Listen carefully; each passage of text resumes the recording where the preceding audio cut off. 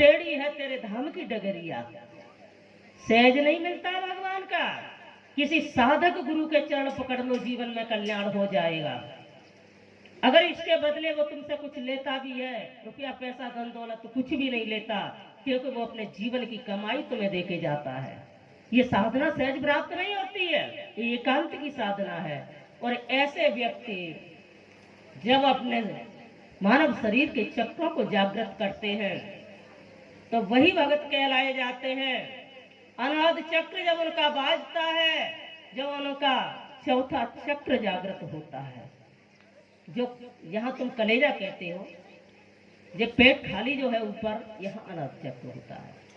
जब और उसके ऊपर मेरे भोले बाबा का, मेरे श्याम सुंदर का, मेरे कन्हैया का, मेरे गोविंद का आसन सजा हुआ है और उस पे बैठे हुए मेरे गोविंद राधा रानी के सहित, भगवान भोलेनाथ माता पार्वती के सहित। और जब भक्त प्रणाम करता है अंतर मन में दर्शन करके, तो निश्चय वो कृपा बरसाते हैं। तब समझ में जीवन की गाड़ी आती है, क्योंकि फिर जीवन की डोरी तुम्हारे हाथ में नहीं, हमारे तुम्हारे जीवन की स्टीयरिंग तुम्हारे हाथ में नहीं, फिर भोलेनाथ के हाथ में हो जाती है। और क्योंकि प्रभु कहते हैं कि तुम एक कदम चल के तो देखो, मैं तुझे 10 कदम थाम लूंगा आगे बढ़ करके। तुम अपना मन बना करके तो देखो, तुम कुछ दान करके तो देखो, मैं तुझे 100 गुना दूंगा आकर के। अरे कोई तो मानो, हठ योगी बनो, तो ऐसे बनो कि उस परमात्मा को प्राप्त कर लो। जब तुमने उसको प्राप्त कर लिया तो कुछ बचता नहीं है। और यही कृपा सहज नहीं होती है, जाने वही जा दे जनाई। तो आइए, कर्म उसको कहते हैं। और इसी प्रकार से ऐसे ज्ञानी ध्यानी योगी जति यति अलग अलग उस दिव्य परमात्मा भगवान शंकर का दर्शन करते हैं। कोई तो करता है ललाट के बीच में, भाव के बीच में, योगी लोग करते हैं ललाट के बीच में, ज्ञानी लोग कहीं अलग करते हैं, प्रेमी लोग कहीं अलग करते हैं। और जिसने छठवें चक्र को, द्वार को खोल लिया है, जागृत कर लिया है, ऐसे व्यक्ति तुम्हारी दशा को, दिशा को बताते हैं बैठ करके, एक जगह बैठ करके। क्योंकि आज्ञा चक्र ये है उस सदगुरु का। तो इस पढ़ाई तो बहुत कठिन है, ये तो बहुत जल्दी समझ में नहीं आएगी, ये तो बाई की समझ में आएगी जो सदगुरु होगा भैया। और गुरु सेवा का जो अवसर निकालता होगा अपने जीवन में, गुरु बनाने से काम नहीं है, गुरु सेवा का अवसर निकालिए। बोलिए गोविंद भगवान की जय, बोलिए सदगुरुदेव भगवान की जय हो।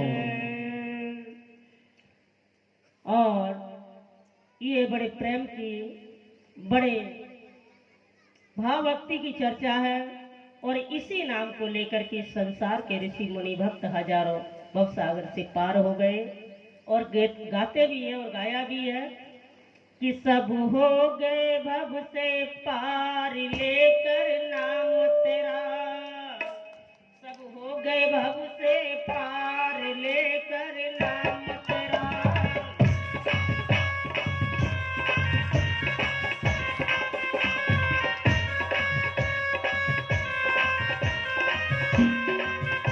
सब हो गए भव से पार लेकर नाम तेरा, हो गए भव से पार लेकर नाम तेरा।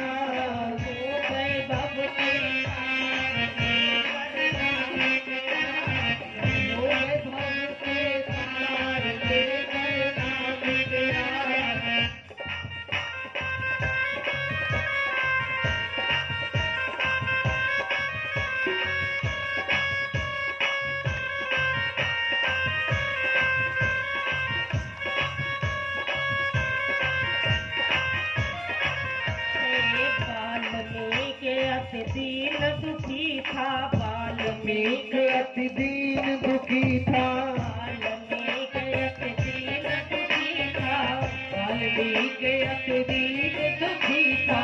बुरे काम में सदा लीन था, और बुरे काम में सदा लीन था, बुरे काम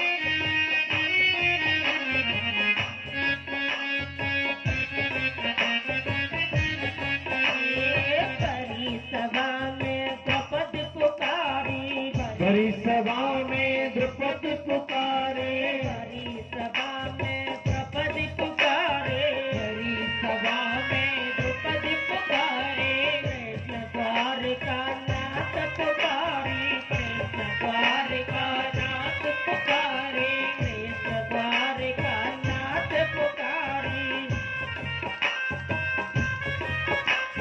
पड़ गया चीर अपार लेकर नाम तेरा, हो बढ़ गया चीर अपार लेकर नाम तेरा, हो गए भव से पार लेकर नाम तेरा, हो गए भव से पार लेकर नाम तेरा। ओ ये वाके भगवान की जय। उसी नाम की हम बात कर रहे हैं कि बाल में याद रेस भय, कौन भय? उसी नाम के प्रभाव से जिन्होंने रामायण को तैयार किया, उसी नाम के प्रभाव से जिन्होंने बड़े बड़े ऋषि मुनि महान आत्माओं का कल्याण किया है। सब हो गए राम बड़ा कि राम का नाम बड़ा? क्या बड़ा मेरे भाई? राम का नाम बड़ा है या राम बड़े हैं? क्या? और तेज बोलिए। राम बड़े हैं, राम का नाम बड़ा नहीं है। हाँ, क्योंकि तुम अभी उस विषय तक बच्चे पहुंचे नहीं हो। राम बड़े नहीं है, राम का नाम बड़ा है। अगर राम जी बड़े होते तो सीता जी को रावण ले गए हो, मालूम है? तो राम जी दुनिया में घूमते रहे, ले आते हो, हनुमान जी का सहारा नहीं लेते।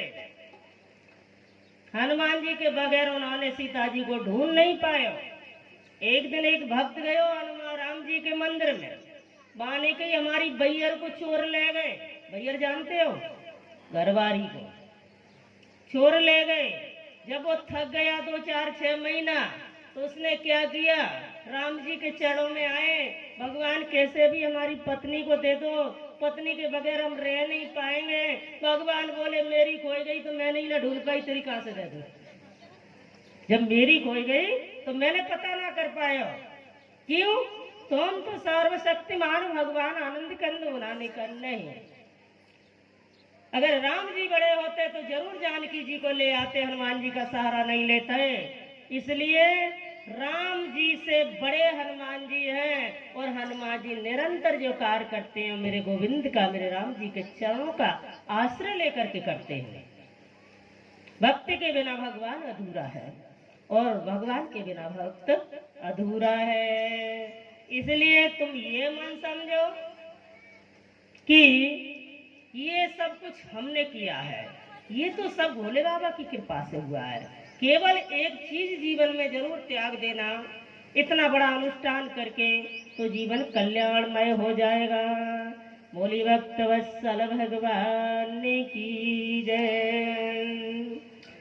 तो ये अनन्य प्रकाश से नल नील जाति के बानर इत्यादि जो थे, इनका भी उद्धार है गयो। बड़े बड़े ऋषि मुनि महात्मा नाम के प्रताप से, वाल्मीकि आदि ऋषि भये नाम के प्रताप से नंद कृष्ण पायो है।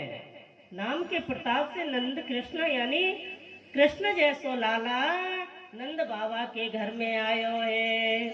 आज की भी माताएं कहती हैं, साधु साधु संत विद्वान गुरु के चरणों में भगवान की तरफ में जाती है, और वो कहती हैं कि हमें कन्हैया जैसो लाला मिल जाए।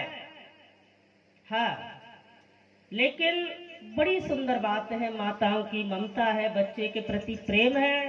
लेकिन माताएं आप भी समझ लीजिए, अगर कोई गर्भवती माता है तो उसे बहुत सचेत होकर के कथा सुनना है, तुझे पूरा लाभ मिलेगा इस कथा में। क्योंकि प्रहलाद ने मैया के पेट में कथा सुनी थी, और आज भक्तों की गिनती में सबसे आगे हैं।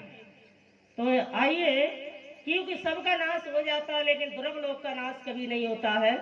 तो इसीलिए मेरे भाई बहनों, एक बात सदैव याद रखिए कि बड़े आनंद के सहित लाला तो राम जैसा, कन्हैया जैसा मिल जाएगा, लेकिन तुम भी तो यशोदा नंदरानी कौशल्या बनने का प्रयास करो। कौशल्या की गोदी में राम जैसा लाला आता है और यशोदा मैया की गोदी में कृष्ण जैसा लाला आता है। माताएं ऐसा भाव बनने का कोशिश करेंगे तो उनकी कथा सुननी पड़ेगी, उनके चरित्रों को प्रणाम करना पड़ेगा, उन गुरुओं का सम्मान करना पड़ेगा, उन संतों का सम्मान करना पड़ेगा।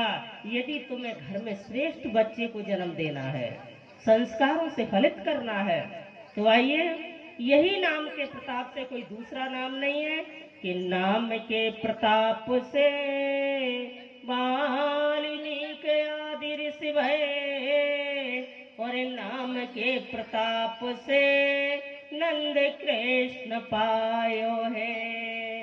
नाम के प्रताप से नंद कृष्ण पायो है। नाम के प्रताप से लाज राखी द्रौपदी की, और नाम के प्रताप से गज को बचायो है। नाम के प्रताप से गज को बचायो है। और वही नाम हम सबको तारन को सुनिए प्यारे, और वेद शास्त्र ने हम सभी को बतायो है। वेद शास्त्र ने हम सबको बतायो है। वही एक नाम है, वही एक राम है जो रोम रोम में सबके रम रहे हैं। लेकिन अंतर इतना है, किसी ने जागृत किया है, किसी ने प्रेम किया है, किसी ने उसे समझा ही नहीं है। यह कोई रोगी नहीं है, रोगी बन गए हो तुम अपने कारण। कोई रोगी नहीं है, वो परम सत्ता, वो पार ब्रह्म की परम सत्ता रूपी अंश जो हमारे अंदर बैठा है, उसका बहुत दिव्य प्रकाश है। लेकिन उससे प्रेम करना सीख लो, उससे सानिध्य में जाइए, तुम्हें कुछ मिल जाएगा। बोलिए गोविंद भगवान की।